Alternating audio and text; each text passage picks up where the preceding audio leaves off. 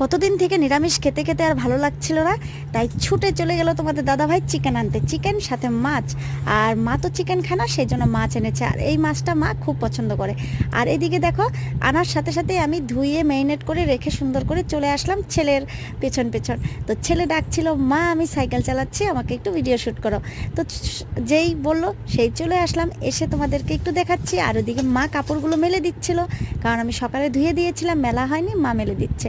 আর এদিকে মা বলছে যে আমি ডালটা মাছটা ভাজি করি, আর চলো খেয়ে নিই, তারপরে তুমি চিকেনটা রান্না করো। তো ঠিক আছে, মাকে একটু রেডি করে দিলাম এইদিকে, আর মা ডালটা করছে।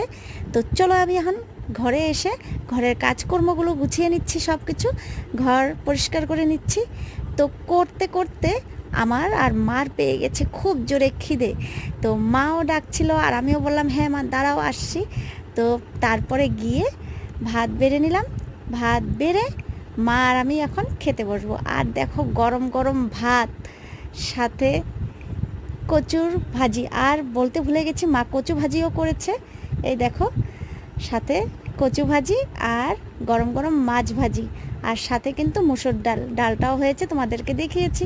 তো এখন মা আর আমি জমিয়ে খাওয়া দাওয়া করব, তারপরে গিয়ে চিকেনটা করব। আর সঙ্গে সঙ্গে দেখো বৃষ্টিও চলে এসেছে, এই দেখো। তো আজকের মতন টাটা, বাই বাই।